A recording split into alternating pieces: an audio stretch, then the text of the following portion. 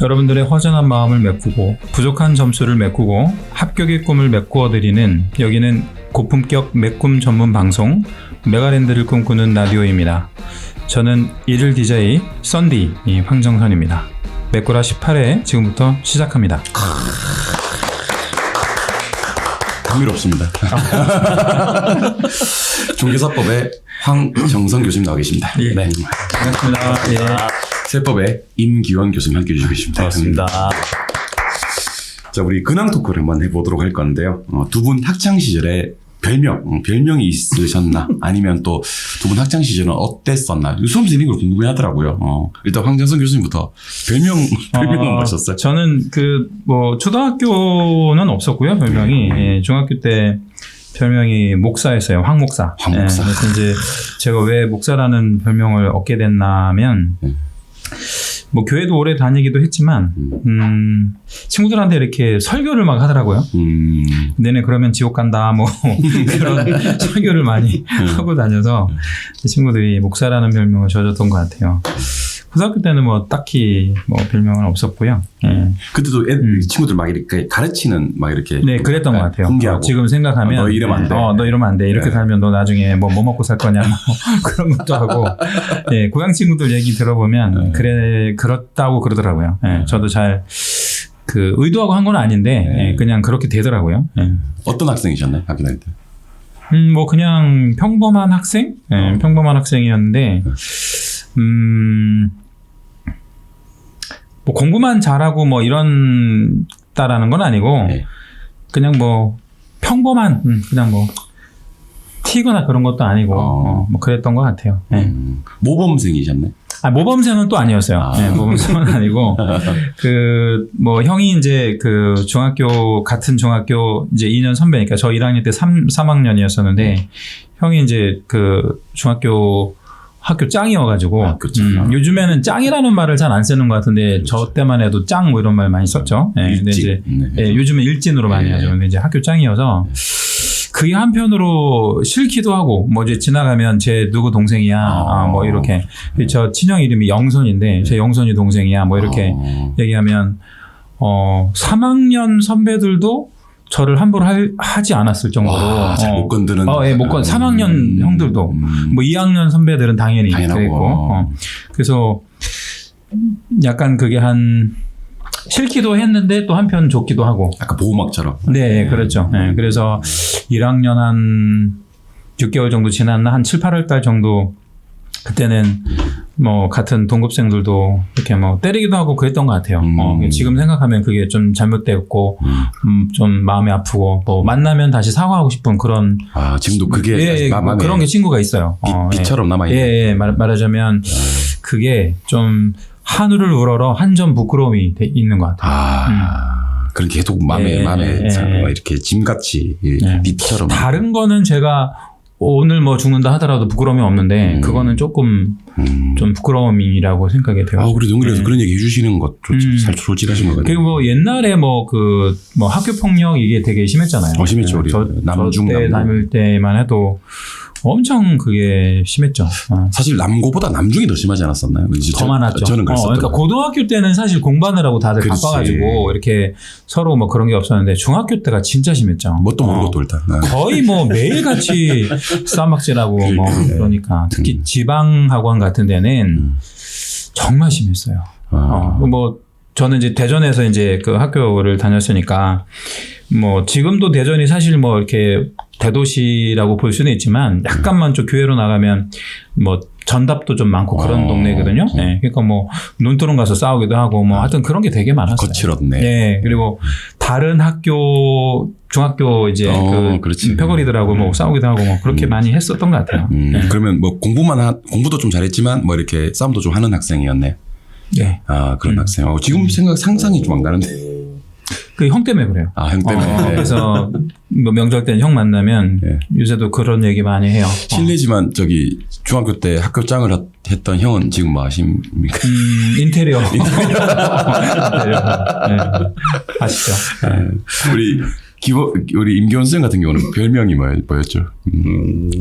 저는 별명이 이제 꼬북입니다. 꼬부기. 예. 거북이를 얘기하는 건가요? 네, 거북이. 거북이를 좀 이렇게 이쁘게 부르는 말? 그러니까 우리 그 뭐지? 포켓몬스터? 예. 네, 포켓몬스터 보면은 꼬북이 있잖아요. 예. 네, 그런 이제 모양인데. 왜 꼬부기인가? 그러니까 고등학교 때부터 자취를 했어요. 예. 네, 자취를 했는데 예. 친구들하고 이제 집에 와서 가끔 이렇게 같이 자잖아요. 예. 자는데 이제 누워서 일어나는 이제 이게 기지개를 펴고 일어나는 모습이 예. 거북이가 뒤집어져가지고 바둥바둥거리는 그런 모습 있잖아요. 네, 그런 모습이라고 하고 원래 제가 많이 게을러요. 네. 정말 게을러서 예. 정말 뭘 하는 걸 너무 싫어해요. 그냥 제 꿈은 그냥 백수? 놀고 먹는 거? 놀고 먹는 것도 되게 힘들어요. 근데 저는 이제 진짜 그냥 집에서 뭐 누구는 어디 뭐 놀러 가죠 이런 이야기를 많이 하는데 그냥 집에서 아무것도 안 하고 그냥 딱 누워 있는 거 하루 종일 자라 그러면 자겠어요. 아, 정말요? 하루 종일 자라 그러면 잘 것 같고 그게 제 희망이에요. 꿈과 희망이. 학창시절은 어떤 학창시절 보내셨나요? 뭐 저는 뭐 아까 근데 모범생의 기준이 뭐예요? 모범생은 일단 기본적으로 뭐 이렇게 부모님의 기대나 선생님의 기대에 어긋나지 않는. 그럼 일단 저는 모범생은 아니고. 아니었어요. 모범생은 아니고. 그다음에 뭐 우리 황 교수님도 말씀하셨지만은 하늘을 오르라 저는 진짜 엄청난 부끄러움이 많습니다. 그래요. 네. 김 작가처럼 그냥 삿갓을 쓰고 다녀도 이게 그래서 잘 안 어울리시려고 하는구나. 과거가 너무 많아서 이게 쉽지가 않더라고요. 그러니까 어렸을 때 중학교까지는 되게 소심했었어요. 네, 중학교 때 내가 엄청 소심했었고 말도 거의 안 했었고 친구도 거의 없었고요. 성격 자체가 그랬었던 것 같아요. 성격 자체가. 근데 고등학교를 올라오고 나서 제 시골이 전라도 구례인데 고등학교를 그 당시에 이제 전라도 광주광역시로 올라왔죠. 올라오니까. 유학 오신 거네. 거의 유학이죠. 예. 네. 그 유학이라 그랬었어요. 저희 형들이 다 순천으로, 이제 순천인데, 순천에서 학교를 나왔어요. 네. 형들한테는 가고 싶지 않더라고요. 하도 많이 맞아서. 네, 형들한테 하도 많이 맞아서 가고 싶지는 않고, 그때 풀렸어요. 이게 광주로 못 갔었거든요. 학교를 갈 수가 없었어요. 근데 저 때 풀려가지고, 저는 광주로 가겠습니다 하고 광주로 올라왔는데, 처음에 학교 들어가니까 되게 무시하는 듯한 느낌이 들더라고요. 시골에서 왔다. 약간 자격지심도 있을 수 있고. 네. 그래서 되게 좀, 뭐라고 할까. 좀, 싸움도 좀 뭐 이렇게 맞아가면서 좀 했었던 것 같고, 그러다 보니 친구들하고 어울리는데 되게 일진들? 네, 일진들하고 좀 많이 어울렸어요. 좀 힘센 친구들. 네, 힘센 친구들하고. 그렇다고 해서 뭐 패싸움하고 다니지는 않았었거든요. 근데 신기한 게 애들이 다 공부를 잘하는 애들이 싸움을 잘하나 봐요. 공부 잘하는 네, 학교 다닐 때 진짜 그랬었던 것 같아요. 고등학교 때 다 싸움을 잘하는 애들이 다 공부를 잘했어요. 그러니까 전교 뭐 1, 2, 3등 정도는 빼고 그렇죠. 나머지 거의 뭐 전교 한 20등 안에 든 애들 중에서 일진들이 되게 많았어요. 그럼 걔들하고 다니는데 그러다 보니 이제 성격이 조금씩 바뀌고 뭐 학생회장 선거도 한번 나가보기도 하고 그렇게 되긴 하더라고요. 그래서 지금은 제가 강의를 하고 있는 것 자체도 되게 신기한 상황이에요. 남들 앞에 이렇게 서는 게 되게 부끄럽고 그랬었는데. 김 선생님 초반 모습을 아는 친구들은 좀 그럴 수 있겠네요. 네, 못 믿죠. 네가 어떻게 이렇게 강의를 남들 앞에 서서 강의를 한다? 그래서 그런 말들을 많이 듣죠. 두 분 이제 강의하면서 아니면 굳이 강의뿐만이 아니고 이렇게 인생을 살면서 가장 뿌듯했던 순간 아니면 좀 반대로 힘들었던 순간 뭐 하나씩만 한번 우리 황 교수님은 어떤 뿌듯했던 가장 뿌듯했던 거. 저는 군대 제대하는 날이 제일 뿌듯했던 것 같아요. 제대하는 날. 군생활 좀 힘들게 하셨나요? 그랬죠. 그날을 잊을 수가 없죠. 제대하는 날.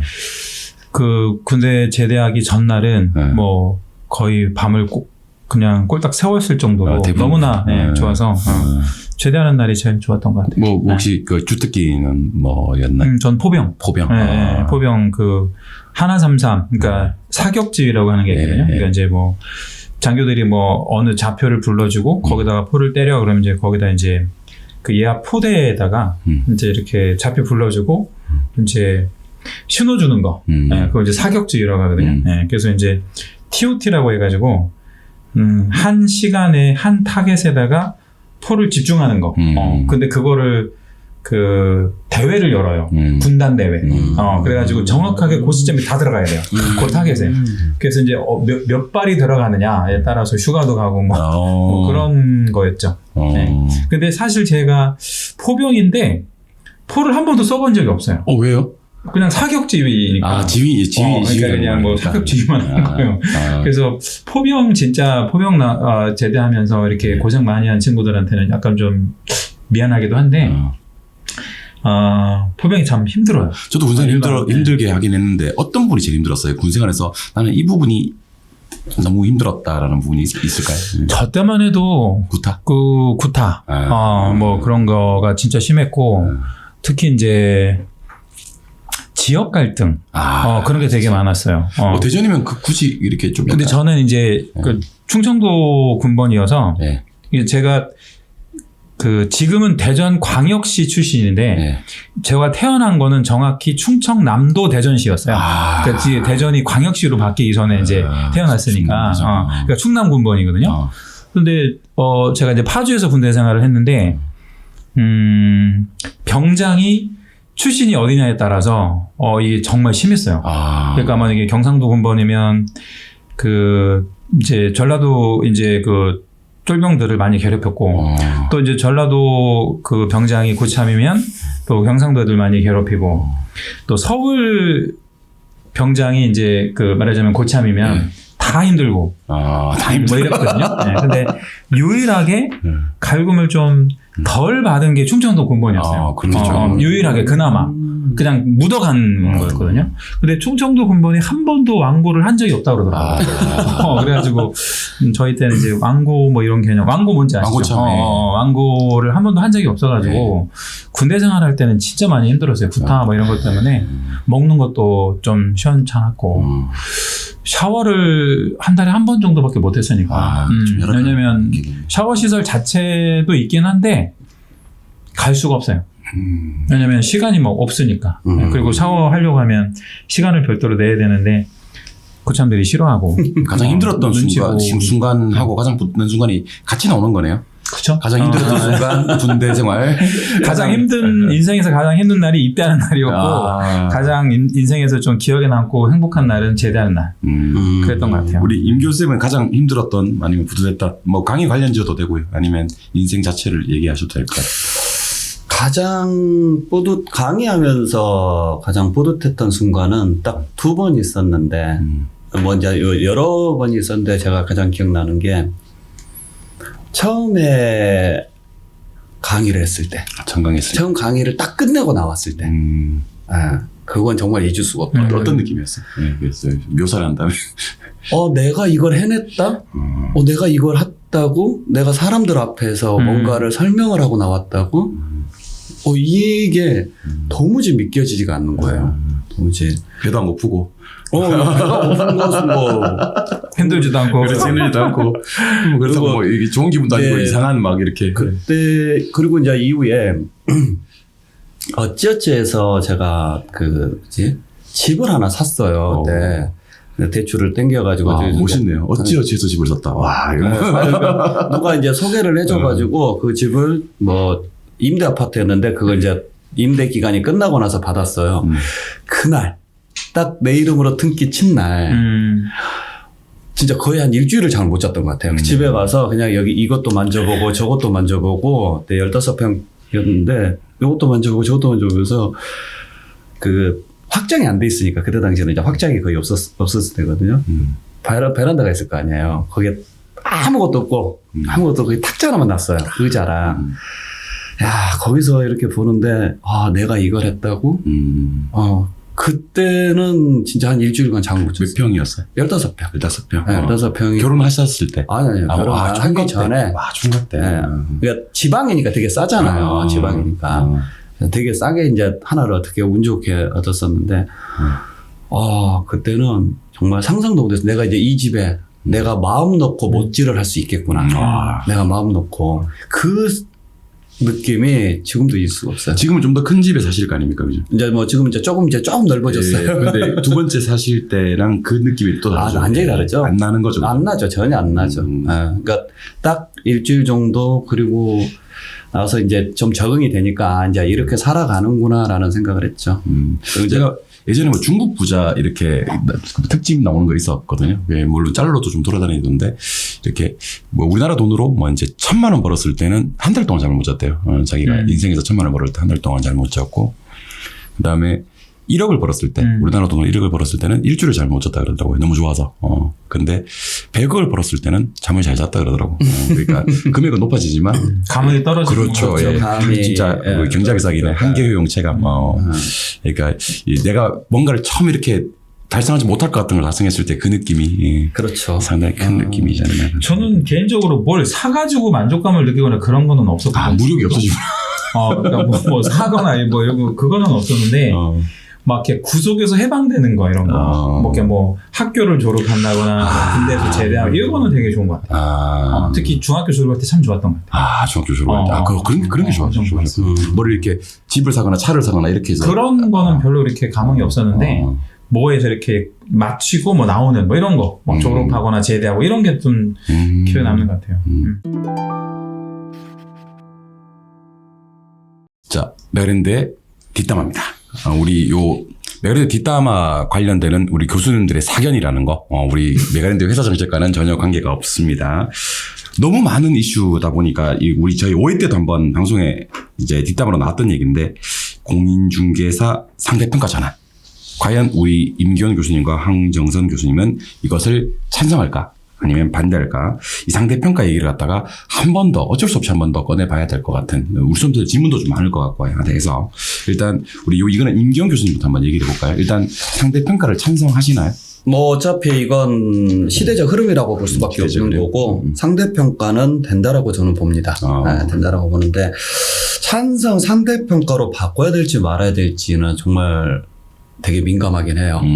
왜냐면, 전문성을 바라본다면 상대평가 되는 게 맞아요. 전문성. 네, 전문성. 그러니까 이분들이 나와서 전문적으로 중기업이라는 게 단순히 옛날 복덕방이 아니잖아요.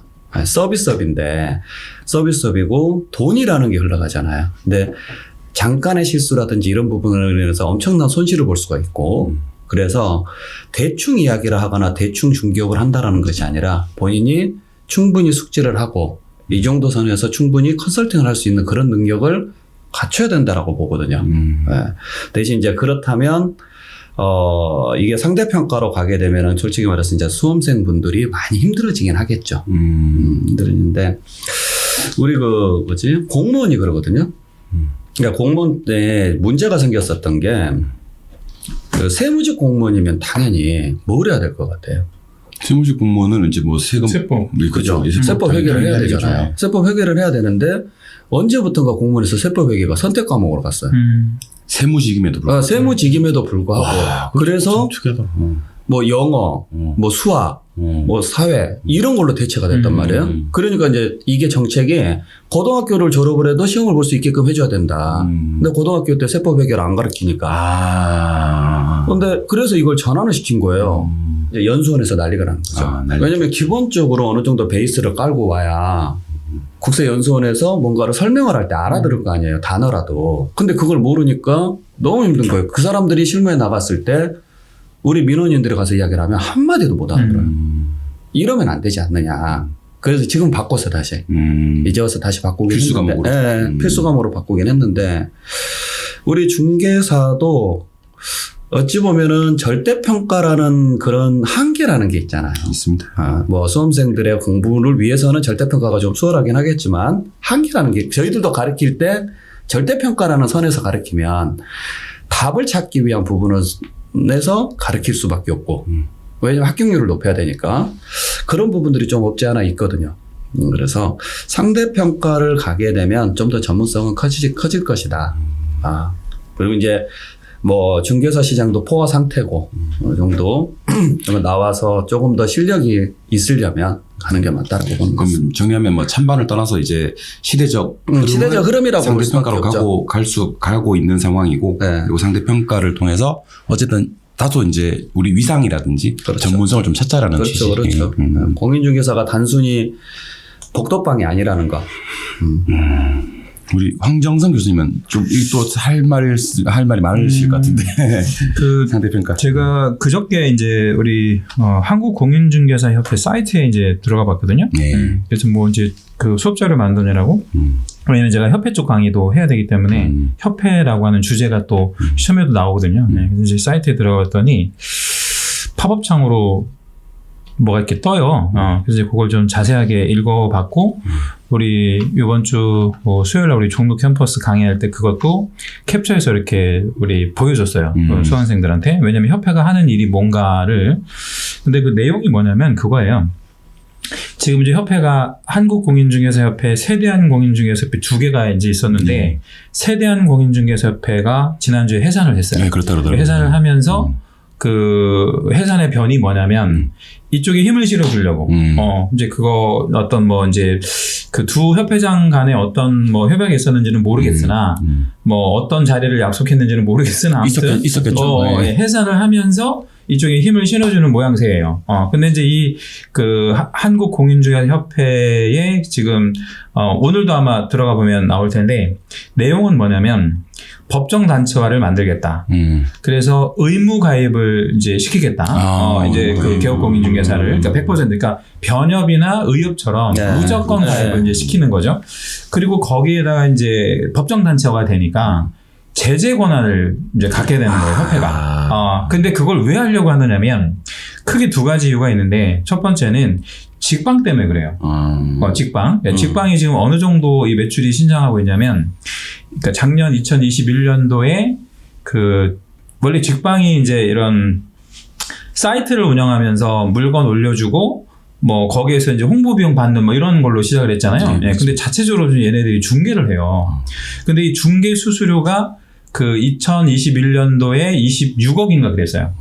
제가 이제 어저께 봤던 거라서 좀 정확할 텐데, 근데 올해 그러니까 2022년도는 아직 결산이 안 나왔잖아요. 근데 추정 매출이 협회에서 산출한 게 아니라 어떤 신문사에서 이제 이걸 산출을 했는데 기자가. 네. 근데 올해 이제 매출은 200억대가 이렇게 드러난 거 한 그 10배 정도가 올라갔어요. 그러니까 2021년에 비해서. 근데 놀라운 거는 뭐냐면 2023-4년도에 이제 그 중개 수수료 매출이 7,700억이에요. 그러니까 조 단위로 이제 증가하게 되는 거죠. 예, 그러면 시장의 어떤 지금 가뜩이나 어려운데 생태계를 그 완전 교란시키는 그런 이제 회사가 이제 탄생하는 거죠. 그러니까 어떻게 보면 그 협회보다도 위상이 더 커지는 셈이 되는 거예요. 그러니까 협회가 가만히 보니까 이건 아닌 거죠. 위기의식이. 완전히 이제 위기의식이 되고, 직방에 종속되는 관계가 되니까, 이제 법정단체화를 추진을 하는 건데, 여기에 이제 회원들이 적극 동조를 하고 있는 거죠. 그래서 이거는 제가 볼 때 법안도 지금 계류 중에 있거든요. 그러니까 이게 통과될 가능성이 많은데, 그러니까 내세우는 건 직방이고, 더 하나 이제 내세우는 거는 시험의 상대평가. 이게 지금 현재 그 협회장의 공약이 그거예요. 그러니까 상대평가로 가는 거. 그래서 왜 상대평가로 가느냐면 너무 많이 쏟아져 나오니까 공인중개사들이 1년에 막 올해 같은 경우도 27,000명이 나왔는데 너무 많은 거거든요. 사실 이 시장의 규모라든가 이미 배출된 공인중개사 수까지 더하면 너무 많거든요. 네, 그러니까 이거를 좀 속도 조절하는 측면에서 상대평가로 가야 된다라고 하는 것은 아까 임기영 교수님 얘기한 대로 지금 시대적 상황이 그래요. 그러니까 무조건 상대평가로 가는 거는 당연한데 언제 가느냐 이게 이제 문제가 되는 거고, 그리고 저 개인적으로 이제 찬성 반대 이렇게 얘기할 때는 저는 상대평가로 갔으면 좋겠어요. 저는 개인적으로. 네, 이게 또 상대평가로 가면 장단점이 좀 존재하긴 할 텐데, 뭐, 일단 단점부터 말씀을 드리면 시장의 규모가 줄어들기는 하겠죠. 이게 이제 상대평가로 바꾸면. 그래서 많이 줄어들긴 하겠는데, 장점은, 경쟁력 있는 브랜드만 살아남게 된다라는 거. 그러니까 예를 들자면, 중개사법 같은 경우는 지금도 웬만하면 80점을 맞잖아요. 그렇죠. 네. 근데 이제 뭐 하나 틀리는 정도 과목이 돼야 될 것 같아요. 우리 공무원에 왜 한국사 같은 경우 하나 틀리고 뭐 그러잖아요. 네. 그런 정도의 과목이 될 수밖에 없어요. 그러면 그 정말 실력 있는 선생들, 그러니까 모든 거를 이렇게 이해시켜주면서 해주는 마치 저처럼 뭐 그렇죠. 그렇게 사람이 아니지만 맞습니다. 그러니까 네. 그런 거가 좀 정착될 것 같아요. 지금은 막 뭐 앞글자 따가지고 뭐 이렇게 애워서 막 이렇게 문제 풀고 이런 그런 수험생들이 대부분이잖아요. 선생들도 그렇게 강의를 하니까. 근데 그런 시대가 아닌 거가 빨리 왔으면 좋겠어요. 저 개인적으로. 그래서 실력으로 경쟁하는 거. 그게 조금 제가 좀 바람이기도 하고 그렇게 빨리 바뀌었으면 좋겠어요. 그리고 저도 사실 이제 저는 이제 9회 공인중개사 그 시험에 합격했는데 너무 많잖아요. 공인중개사들이. 그러니까 너무 많이 배출을 하다 보니까 자격의 위상도 많이 떨어진 것도 사실이에요.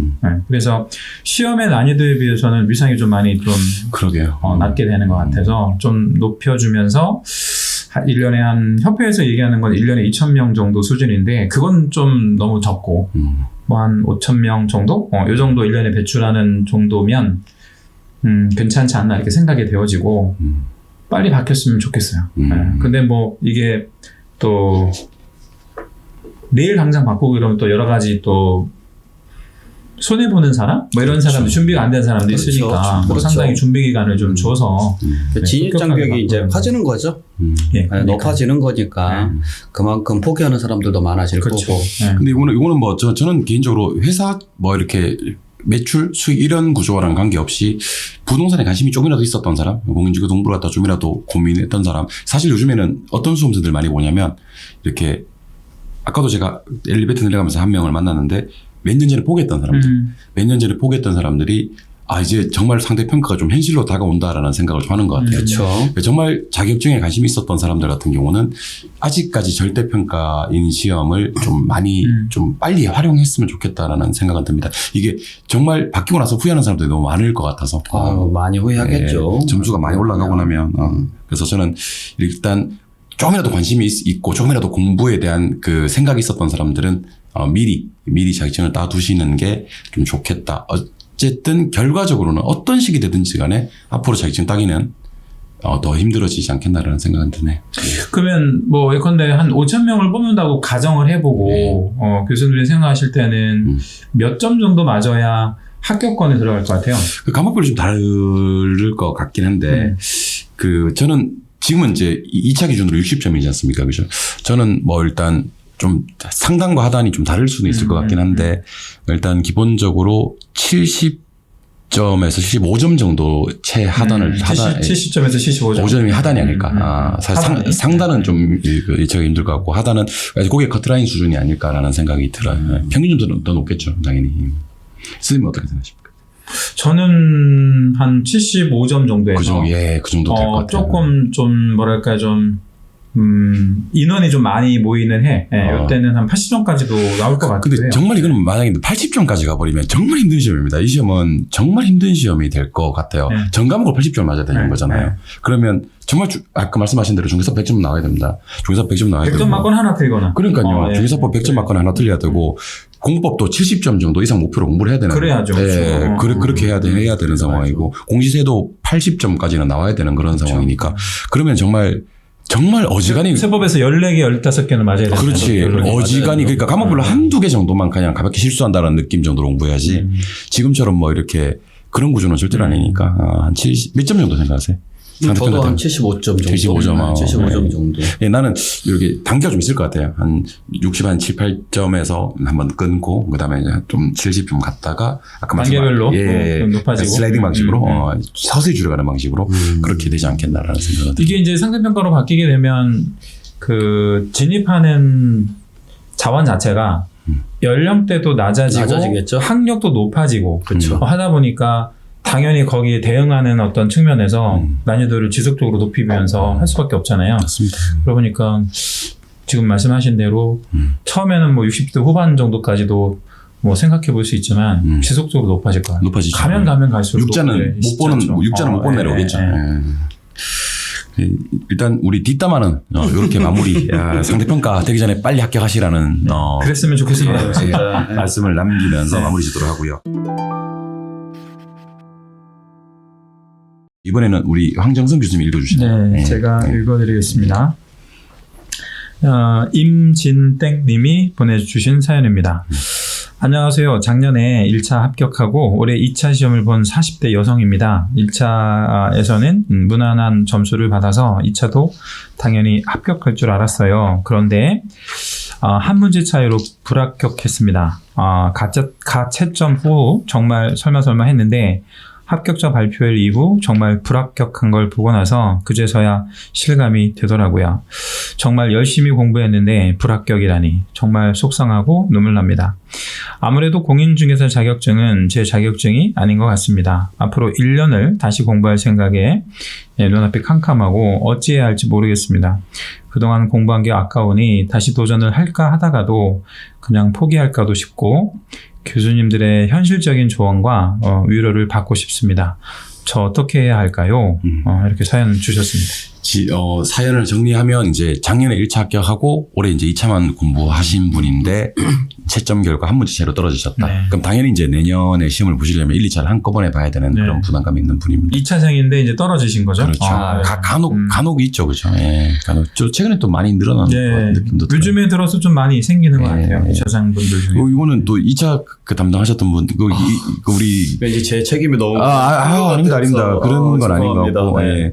기원쌤이 한마디 일단 좀 해주시죠. 일단 위로 말씀 먼저 해주시는 게 좋을 것 같은데. 예. 제가 위로를 할 그런 건 아닌 것 같아요. 그 누구도 위로를 할 수 없을 것 같아요. 위로가 안 될 것 같다는 이건 거죠. 본인 스스로가 자신한테 그리고 위로라기보다는 그냥 칭찬을 좀 많이 해줬으면 하는 바람입니다.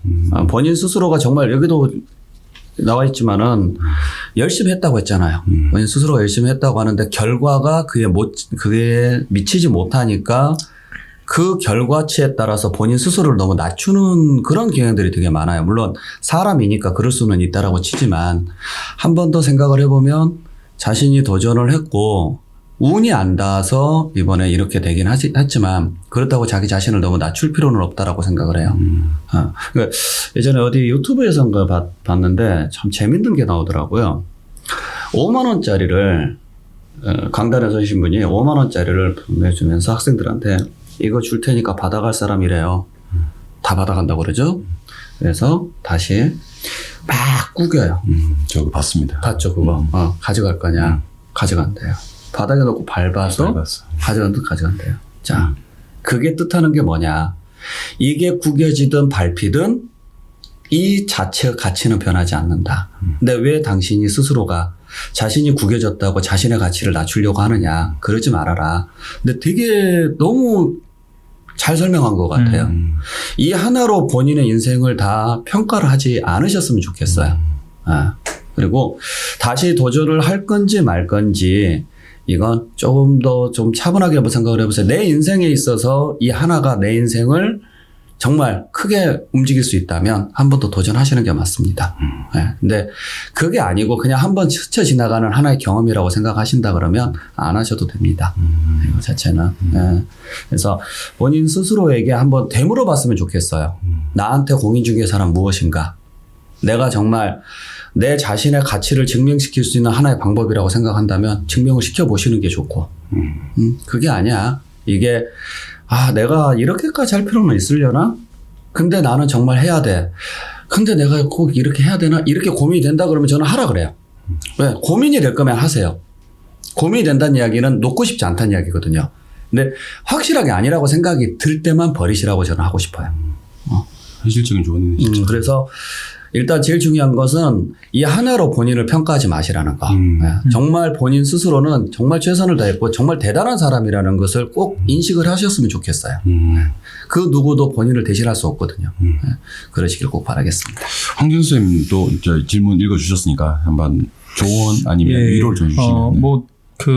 위로를 받고 싶다고 하셔서 제가 위로를 뭐라고 말씀드려야 될지 고민을 좀 해봤는데 다시 하셔라. 내년에 다시 하셔라. 또 열심히 하셨으니까 괜찮다. 열심히 하신 과정이 중요하다. 이런 좀 자본주의 멘트를 드리는 것도 사실 그렇게 위로가 되지 않을 것 같아서 뭐라고 위로의 말씀을 드려야 될지 모르겠어요. 근데 이제 털고 일어나셔야 되는 부분이라서 아직 40대니까 아직 그 시간이 많잖아요. 그러니까 털고 일어나시고 현실적인 조언을 좀 해드리면, 뭔가 좀 방법을 바꿔보시는 거를 좀 조언을 해드리고 싶어요. 그러니까 그동안 그 1차 합격하시고 2차 준비하셨던 패턴에서 약간 좀 벗어나서 다른 방법을 좀 선택해서 공부를 좀 하시는 거. 뭐 예를 들자면 그 실강생이었으면 인강으로 바꿔본다든가, 인강이면 실강으로 바꿔본다든가, 뭐 이런 거. 또 뭐 기본서를 좀 많이 읽는 식으로 공부를 했다면 문제를 좀 많이 풀어본다든가.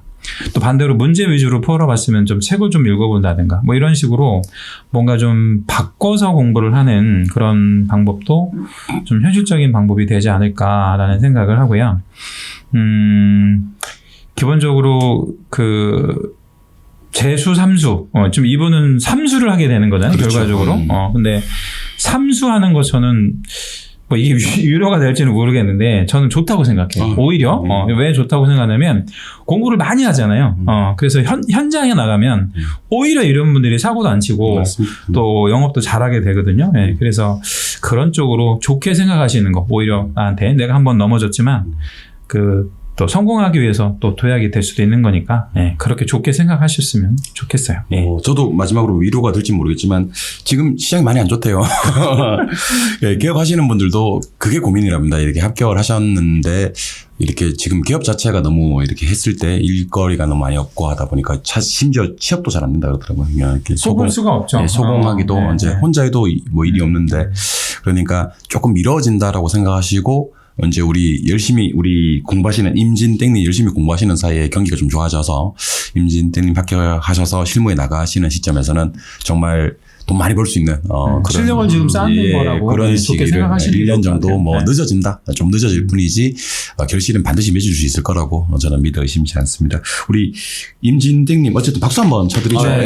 너무 지금 상황이 안 좋은데 어쨌든 다시 용기를 좀 내신 상황이라서 2차생들이 떨어지면 참 힘들거든요. 힘들어요. 이거 안 당해본 사람 모를 거예요. 저희는 뭐 당해보지 않았으니까 이렇게 말로 어떻게 보면 때우고 하는 거지만 또 당사자 입장에서는 얼마나 그 자괴감 그렇죠. 이건 아까 말씀하셨다시피 누가 위로할 수 있는 게 아니에요.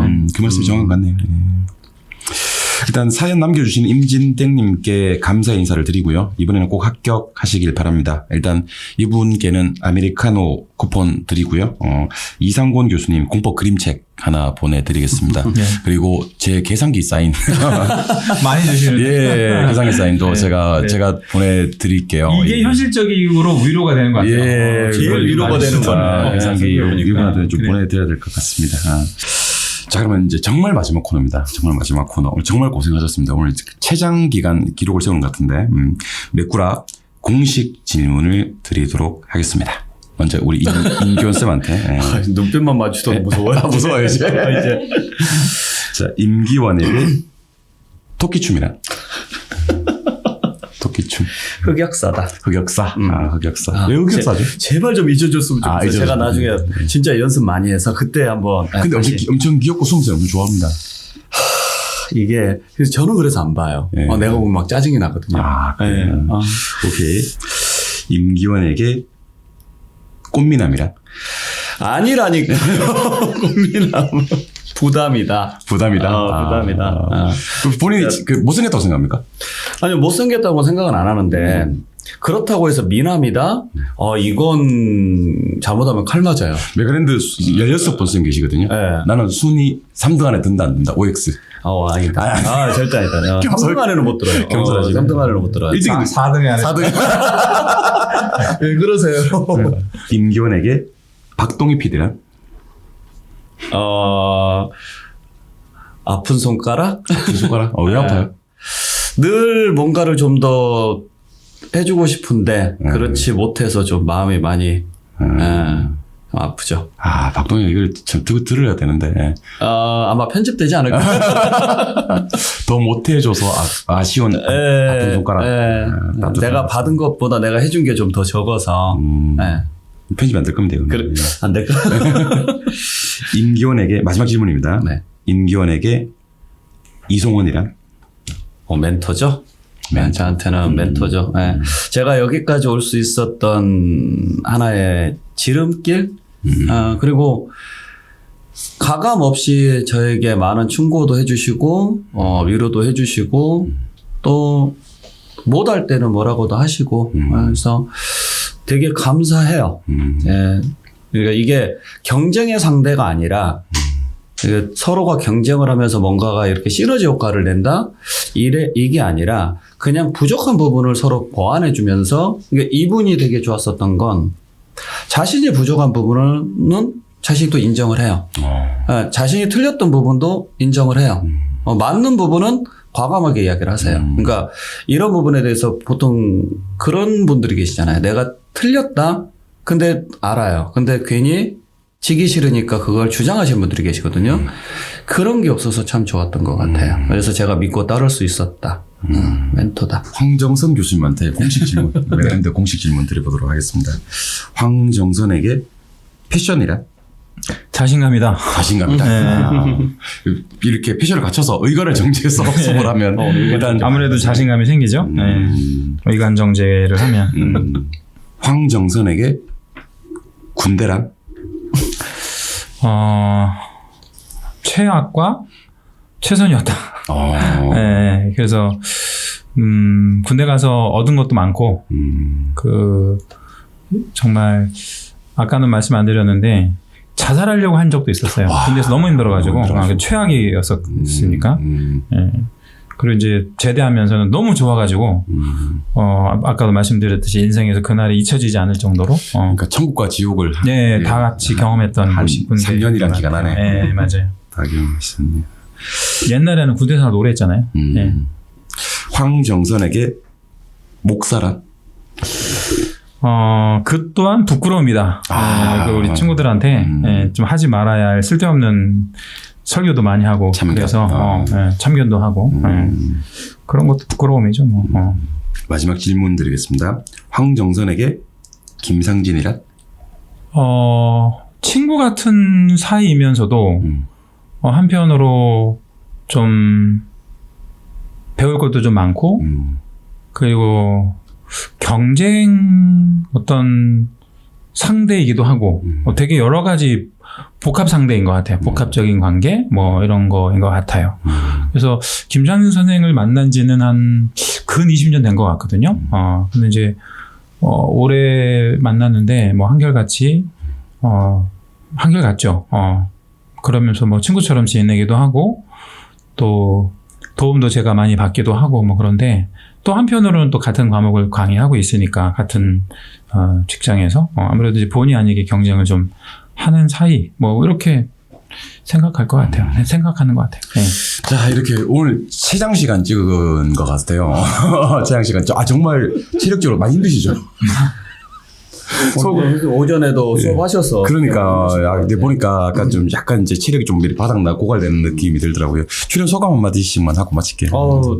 처음에 올 때 이걸 어떻게 해야 되나 그러니까 기존의 영상을 보니까 너무 잘하시더라고요. 그래서 잘할 수 있을까? 이게 실수라도 좀 하면 안 될 건데 민폐만 안 끼쳐도 되겠다라는 생각을 왔는데 우리 뭐 DJ님께서 너무 잘 이끌어 주셔서 또 편하게 했던 것 같아요. 그리고 우리 한 교수님이 말씀 되게 너무 잘하시니까 이게 처음 나오신 분이 아니라 여러 번 나왔던 분 같아요. 되게 말씀을 잘하셔서 나는 이거 숟가락만 얹어도 충분히 할 수 있겠다. 너무 편하게 정말 즐거운 시간. 재밌었나? 재밌었어요. 네. 고맙습니다. 우리 형님도 네, 저도 뭐 같은 생각입니다. 네, 그래서 오늘 그 같이 게스트로 나온 임기엄 선생님도 너무 좋았고 또 DJ 하셨던 선생님도 너무 잘 해주셔가지고 편하게 얘기했던 것 같아요. 메가랜드를 꿈꾸는 라디오 오늘 18회 방송은 여기까지 하도록 하겠습니다. 오늘도 끝까지 청취해주신 수험생 여러분들께 감사하다는 말씀을 드립니다. 다음에도 저 DJ 이종호와 함께 해주실 거죠? 저는 이만 물러가고요. 메가랜드를 꿈꾸는 라디오는 메가랜드 땅땅TV 팟빵 홈페이지에서 언제나 들으실 수 있습니다. 그리고 팟빵 오디오 클립 유튜브 채널 구독, 좋아요도 꼭 부탁드리도록 하겠습니다. 메꾸라는 여러분들의 성공과 합격을 응원합니다. 매주 금요일 오전 11시에 만나요. 정말 고생 많이 하셨습니다. 안녕. 고생하셨습니다.